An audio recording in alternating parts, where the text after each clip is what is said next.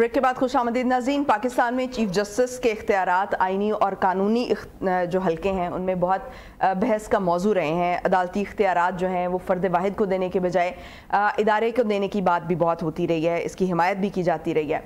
और फिर जब एक कानून बन जाए और उसकी बेहतरी के लिए बिलाशुबा जो है वो तरामीम की जानी चाहिए। मियां सैफुर रहमान साहब, इसी से जो है वो जब हम देखते हैं कि ये जो तरामीम है ये की जाएंगी तो वो जो कानून है वो मजीद बेहतर से बेहतर होता जाएगा और उसके जितने भी लूप होल्स हैं वो यही होता है, लूप होल्स जो है वो खत्म होते जाएंगे, आइडेंटिफाई होते रहते हैं। एग्जैक्टली। और लेकिन ये सब होना चाहिए वेलफेयर ऑफ द पीपल, इसको मद्देनजर रख के किया जाना चाहिए, न कि अपने मफादात में। तो जब ये इस पे क्वेश्चन खड़ा हो जाएगा तो फिर तो उस इदारे पर भी बहुत से सवाल अंडर ऑल सर्कमस्टांसेस होना तो यही चाहिए। लेकिन देखेंगे लोगों को इन्वॉल्व तो कर लेते हैं हर बात में।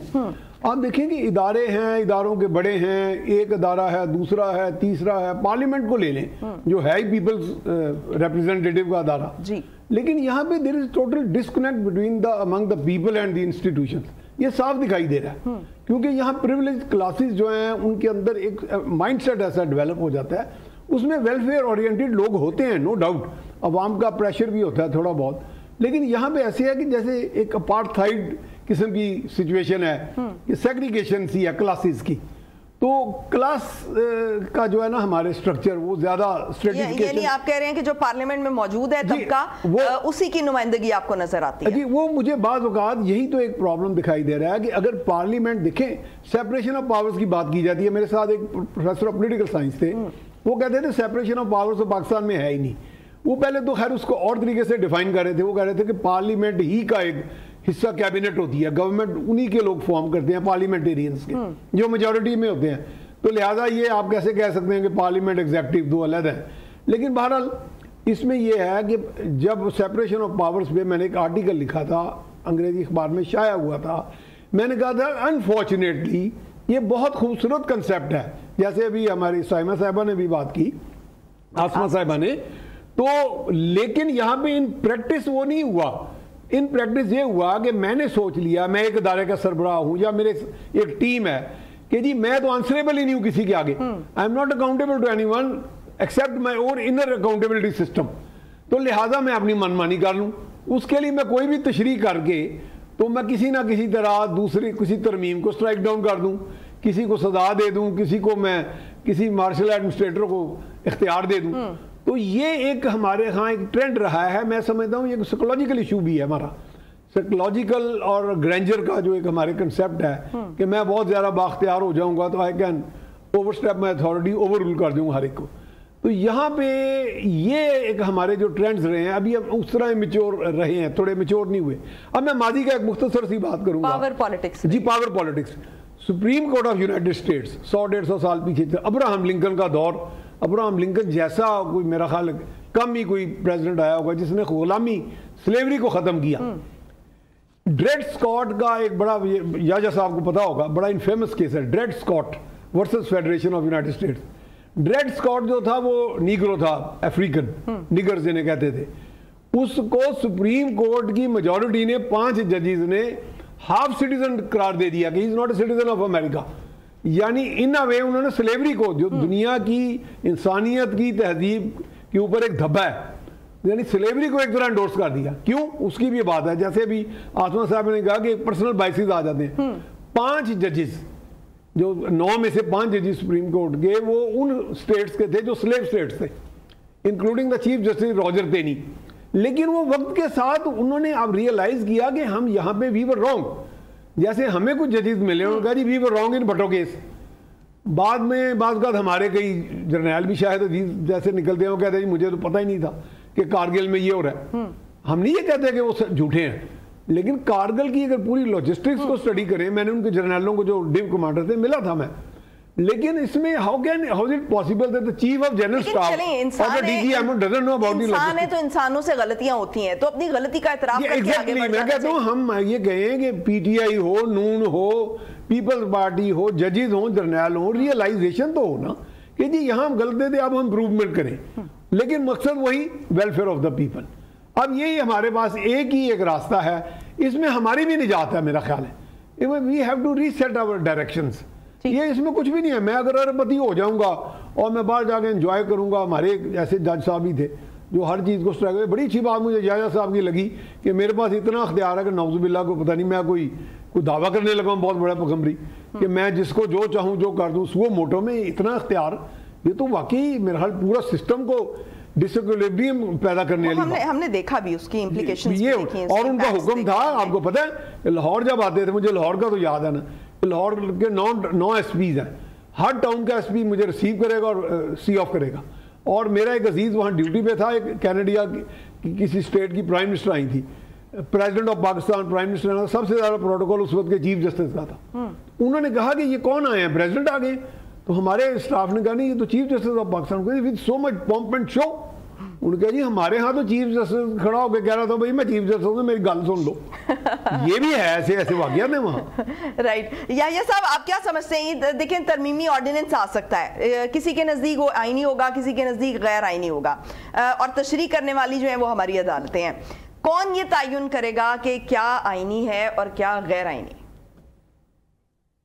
देखिए, सुप्रीम कोर्ट के सामने अब ऑलरेडी पिटीशन फाइल हो गई है, तो सुप्रीम कोर्ट इसको टेकअप भी करेगी। लेकिन मुझे यूं जरूर लगता है कि ये बहुत सी जो क्रिटिसिज्म हो रही है, अगर तो चीफ जस्टिस ऑफ पाकिस्तान काजी फायज ईसा अगर तो जस्टिस मुनीर अख्तर को ही पिक कर लेते as a third member of the committee, तो जरूर ये जो क्रिटिसिज्म हम सुन रहे हैं ना होती। ज्यादा प्रॉब्लम ये है कि तीसरे मेंबर को चेंज करके जस्टिस अमीनुद्दीन को गालिबन शायद लगाया गया। तो प्रॉब्लम ज्यादातर ये मुझे लग रही है कि वही मतलब पैकेज है। अगर तो हुकूमत इसमें प्रोवाइडो डाल दे कि काजी फायज ईसा आगे किसी तरीके से जज नहीं होंगे, तो शायद पीटीआई को भी ये मंजूर हो जाए और मौलाना साहब को भी मंजूर हो जाए। प्रॉब्लम ये है कि हम देखने लग गए हैं, हमें ये लगने लग गया है कि अगर काजी फायज ईसा साहब ने जस्टिस अमीनुद्दीन को रखा है और जस्टिस मुनीर अख्तर को नहीं रखा, तो जरूर इसमें फाउल प्ले होगा। लेकिन जब वो चीफ जस्टिस के पास सारा इख्तियार होता था, तो जब कोई तज्जिया नहीं होता था कि कोई ऑर्डिनेंस ला दिया जाए और कोई अमेंडमेंट कर दी जाए। मैं आपको एक और बात बता दूं, अगर ये कॉन्स्टिट्यूशनल कोर्ट बन रहा है, इसकी अगर तो हेड बनते हैं जस्टिस साकिब निसार, तो पीटीआई को कोई प्रॉब्लम नहीं है इस कॉन्स्टिट्यूशनल कोर्ट से। पीटीआई को सारा डर ये है कि शायद काजी फायज ईसा साहब आ जाएंगे। तो प्रॉब्लम ये है कि हम सिर्फ एक शॉर्ट टर्म विजन लेकर अपने फायदे को देखकर अमेंडमेंट्स हो, ऑर्डिनेंस हो, एक पावर्स को स्ट्रीमलाइन करना हो, हम उसके खिलाफ बोलते जाएं। चले एक सियासी जमात का तो माइंडसेट नजर आता है ना कि एक उनका तो टिल्ट होगा अपनी पार्टी की तरफ, लेकिन जजेस का जो कंडक्ट है या जजेस के जो फैसले हैं, जब वो इस तरह का एक तासुर बिल्ड कर देंगे, इवन अवाम के अंदर भी ये तासुर बिल्ड कर देंगे, तो कोई ना कोई सियासी जमात जो है वो उसको अपने मकसद के लिए इस्तेमाल करेगी। फिर उसमें क्या करें? फिर क्या 7 जो जजेस हैं जो इसीलिए मैंने पूछा कि फिर कौन ये डिसाइड करेगा कि क्या आईनी है और क्या गैर आईनी? देखिए, इस वक्त तो इस बात पे कोई शक नहीं है कि ये सुप्रीम कोर्ट के सामने चैलेंज चला गया है। सुप्रीम कोर्ट जो है इसके ऊपर फैसला करेगी और ये पिटीशन को सुनेगी।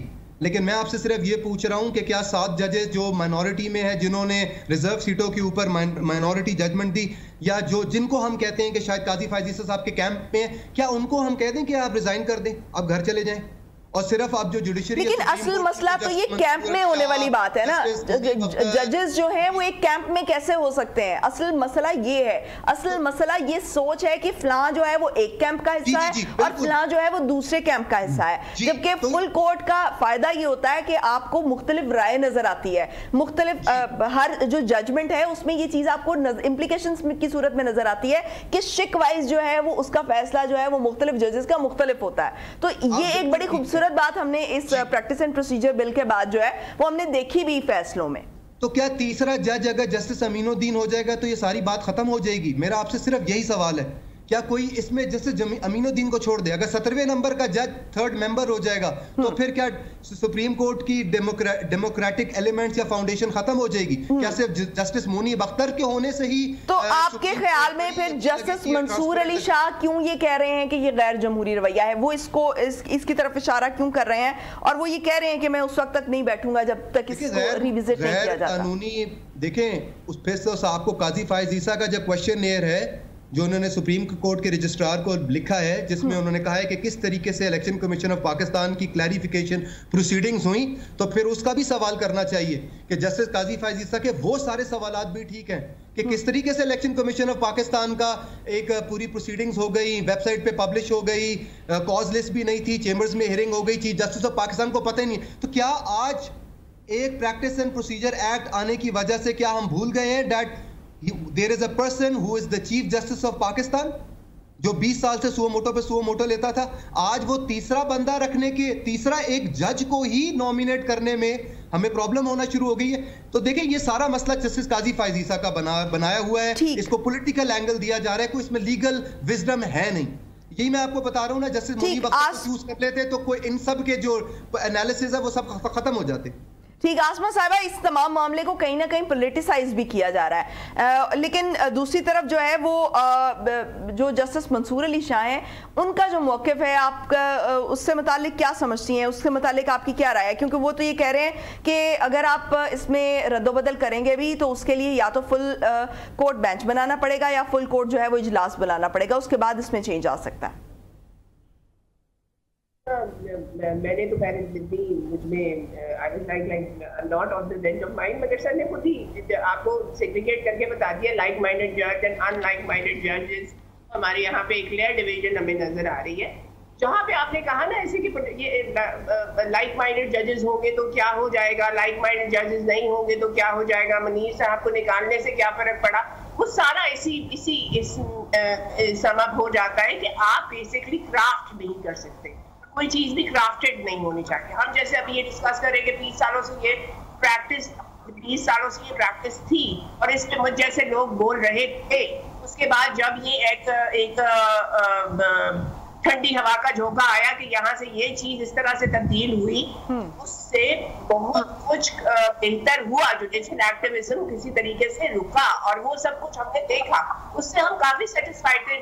लेकिन साहिबा, जब ये प्रैक्टिस एंड प्रोसीजर बिल आया था तब भी पीटीआई की तरफ से इसे बड़ा क्रिटिसाइज किया गया था।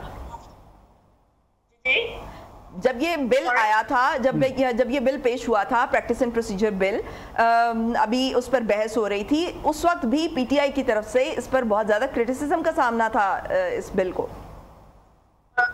पीटीआई के जो क्रिटिसिज्म है वो और द जुडिशरी, या जिस तरह से जुडिशरी ने उन्हें हैंडल किया है या जिस तरह से इलेक्शन कमीशन ने उन्हें हैंडल किया है, वो सिर्फ पीटीआई का आप नहीं कह सकते। आप मुझे बताइए कि पीटीआई की जो बल्ले की वर्डिक्ट है उससे पीटीआई इफेक्ट हुई, तो अपनी सीटें बैठ करके ले गई। वो एक गलत चीज को दूसरे का जवाब नहीं बनाया जा सकता, जो गलत हुआ है वो गलत हुआ है। लेकिन जब ये इस मामले पर आज उसमें अमेंडमेंट हो रही है, पहले जब ये बिल लाया जा रहा था तब भी उस पर तनकीद की जा रही थी, आज जब उसको चेंज किया जा रहा है देन भी उस पर जो है वो तनकीद की जा रही है, तो कहीं ना कहीं इसको पॉलिटिसाइज करने की कोशिश भी तो की जा रही है। पॉलिटिसाइज का ही मैं आपको बता रही हूँ ना, पॉलिटिसाइज इस वक्त जो ये सब कुछ हुआ है, ये पॉलिटिसाइज पीटीआई नहीं कर रही, या ये पॉलिटिसाइज एक पॉलिटिकल पार्टी की तरफ से नहीं हो रहा, ये पॉलिटिसाइज आपकी इंस्टीट्यूशंस आपस में एक कोलिजन बना के एक पॉलिटिकल पार्टी को विक्टिमाइज कर रहे हैं। Let we put the things clear in front of you. आपका क्या ख्याल है, इलेक्शन कमीशन का ये प्रोग्रेटिव है कि वो एक पॉलिटिकल पार्टी के अगेंस्ट जाके as a party, as a stakeholder, as उसको बैन कराने के लिए या उसे गेम से आउट करने के लिए खुद को प्ली करे, उसका प्रोग्रेटिव है, उसकी कॉन्स्टिट्यूशनल ज्यूरिसडिक्शन में आता है, ये नहीं आता। इसका आप मुझे एक और बात बताइए, पार्लियामेंट का ये प्रोग्रेटिव है कि वो लेटर लिख दे जी आपकी इलेक्शन कमीशन को कि ये सीटें फलाने पार्टी को दे दो ताकि वो 2/3 मेजोरिटी मनूवर हो जाए, ये एक पार्लियामेंट का प्रोग्रेटिव है। आप मुझे बताइए, ये गवर्नमेंट का प्रोग्रेटिव है, गवर्नमेंट का ये जुरिसडिक्शन में आता है कि आप 63A को मनूवर करना शुरू कर दें कि आप पार्लियामेंट में हॉर्स ट्रेडिंग को हवा दे सके, हॉर्स ट्रेडिंग से आप अपनी एडवांटेजेस बैक कर सकें। देखिए पॉलिटिसाइज तो ये पूरा सिस्टम हुआ है, सिस्टम रिवीव हो रहा है, पॉलिटिसाइजेशन आप इसे नहीं कह सकते। we are seeing our system लेकिन आसमा साहिबा मामला ये है कि पीटीआई के अपने दौरे इक़्तिदार में बहुत सी वायलेशंस हुई हैं, बहुत से इसी तरह से जो है वो कवानीन भी बने हैं, ऑर्डिनेंसेस जो हैं वो नाफिज हुए हैं जिनके ज़रिए जो है वो दूसरी पार्टी को जो है वो इसी तरह से विक्टिमाइजेशन का शिकार किया जाता रहा है। तो ये एक आप कह सकते हैं कहीं ना कहीं कि ये जो है आज मुकाफाते अमल भी हो सकता है। नहीं, आप मुझे बताइए इससे पहले कब हुआ ये? मैं तो बहुत कीन स्टूडेंट हूँ पॉलिटिकल साइंस की। मैंने तो उससे पहले ऐसा कोई इवेंट नहीं देखा कि आपकी तकरीबन हर इंस्टीट्यूशन यूज हो रहा हो, आपस में जिक्सा हो रहा हो, आपस में 2018 के बाद से तो हमने बहुत क्लियर ये मामला देखे हैं आसमा साहिबा। अच्छा, मुझे एक ब्रेक का कहा जा रहा है, ब्रेक पे जा रहे हैं, ब्रेक से वापस आते हैं तो यहीं से गुफ्तगू के सिलसिले को आगे बढ़ाएंगे। हमारे साथ रहिए।